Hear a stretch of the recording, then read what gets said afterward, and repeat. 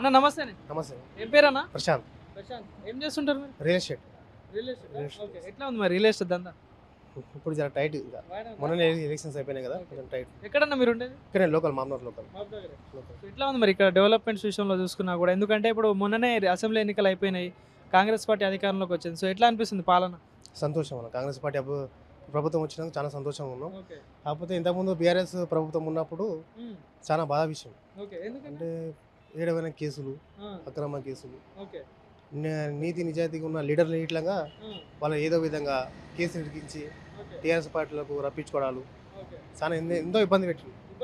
చాలా ఇబ్బంది. కానీ ఇప్పుడు రియల్ ఎస్టేట్ అంటున్నారు, రియల్ ఎస్టేట్ ధరణి వల్ల చాలా అవకతవకలు జరిగినాయని చెప్పేసి కూడా కొన్ని ఆరోపణలు వచ్చినాయి గత ప్రభుత్వంలో. నిజమేనా? నిజమే, జరిగినాయి. ఇప్పుడు ఉన్నాయి అట్లాంటి ప్రాబ్లం? ఇప్పుడు అంటే ఏం లేదు, ఇవన్నీ ఏం లేదు. ఇప్పుడే కదా, మొన్ననే కదా కాంగ్రెస్ ప్రభుత్వం గవర్నమెంట్ గెలిచింది. జర కొంచెం.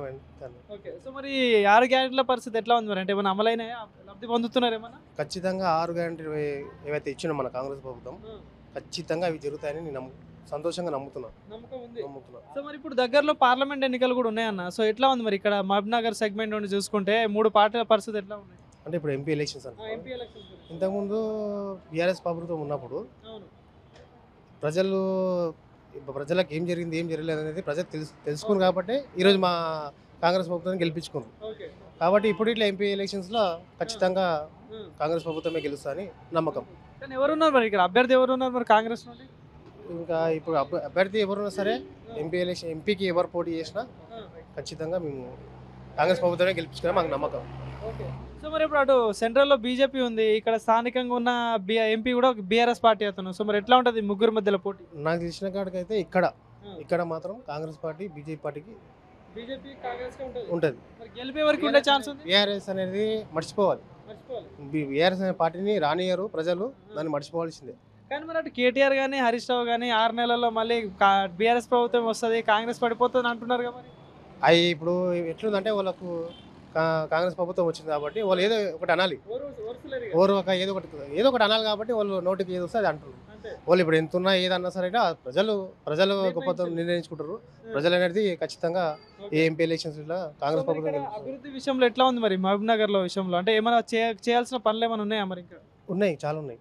ఎందుకంటే ఇంతకు బీఆర్ఎస్ ప్రభుత్వం ఉన్నప్పుడు ఎంతో జనాలు చాలా మంది ఇప్పుడు ఓపెన్ గా మాట చెప్తాను. ఇప్పుడు ప్రజలకి ఏమైనా ఇబ్బంది అయితే వాళ్ళు ఏడుకోతారు, పోలీస్ స్టేషన్కి పోవాలి. ఆడిపోతే పోలీసులు ఉంటారా?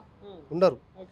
ఏడుంటారు పోలీసులు అంటే ఇంతకుముందు నా లీడర్ ఎవరైతే మినిస్టర్ శ్రీనివాస్ గౌడ్ ఉన్నారో వాళ్ళ దగ్గర ఉండడం, 24 hours వాళ్ళ దగ్గర ఉండడం, టైం వేస్ట్ చేయడం. ఈరోజు పోలీసు అనే వ్యక్తులు ఇట్లా ఈరోజు సంతోషంగా డ్యూటీ చేస్తాం. కాంగ్రెస్ ప్రభుత్వం వచ్చినాక ఇట్లా పాత ఉన్న పిటిషన్లు ఏమైనా ఉన్నాయి ఇట్లా అందరు క్లియర్ అవుతున్నాయి. ఏమైనా పంచాయతీలు ఉన్నా సరే అన్ని క్లియర్ అవుతున్నాయి. సంతోషంగా టౌన్కి పోయి వాళ్ళ సమస్యలు పోలీసులు చెప్పుకుంటారు. పోలీసులు ఇట్లా సంతోషంగా ప్రజల సమస్యలు క్లియర్ చేస్తారు. సో మరి ఇట్లా ఓటు అంటే ఎట్లా ఉండదన్న మరి ఓటు విషయంలో చూస్తే? ఓటు విషయం అంటే ఖచ్చితంగా మా నమ్మకం ఒకటే, ఏది ఉన్నా సరే మా కాంగ్రెస్ ప్రభుత్వం వస్తారని ఖచ్చితంగా మాకు గట్టిగా నమ్ముతున్నాం. అమ్మా నమస్తే. అమ్మా నమస్తే. ఏం పేరు? నా హనీఫాబి. ఏం చేస్తుంటారు మీరు? నేను బీడీలు చేస్తాము. ఎక్కడ ఉండేది? ఎక్కడ మీరు? ఇక్కడనే ఉంటాము. నాకు ఆడ ఇందిరమ్మది ఇల్లు వచ్చింది. నాకు వచ్చింది. ఆడనే కట్టుకొని ఆడనే ఉన్నాను నేను.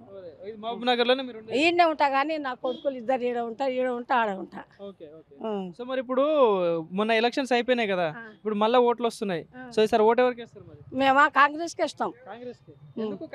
మాకు ఆనాను మాకు ఇల్లు లేకుంటే ఇల్లు ఇచ్చింది. మాకు కట్టుకున్నాం మేము. ఆమె చోట్ల ఉండం మేము. సో మరి ఇక్కడ కాంగ్రెస్ నుండి పోటీ ఎవరు చేస్తాను తెలుసా? ఇక్కడ కాంగ్రెస్ నుండి తెలుసా ఎవరు? ఎందుకు ఉండరు, అందరు ఉండరు కదా ఇక్కడ. ఓకే. సో ఇప్పుడు వచ్చే ఎంపీ ఎలక్షన్స్ వస్తున్నాయి కదా. సో ఇప్పుడు మొన్న ఎమ్మెల్యే మీ శ్రీనివాస్ రెడ్డి గెలిచిండు. సో ఇప్పుడు మళ్ళీ ఎలక్షన్ పనులు చేస్తుండ ఏమన్నా? ఇప్పుడు చేస్తాడో ఏమో. ఇప్పుడు ఇంకా ఇప్పటిదాకా అయితే బస్సులు ఫ్రీ పెట్టిండు. ఇంకా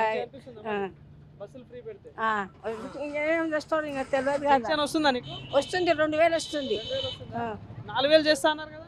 ఏమో ఇంకా రాలే, వస్తుందో ఏమో. మీ ఏరియాలో ఏమైనా సమస్యలు ఉన్నాయా? మా అక్కడనా రోడ్లు లేవు, ఏం లేవు మా కాడ.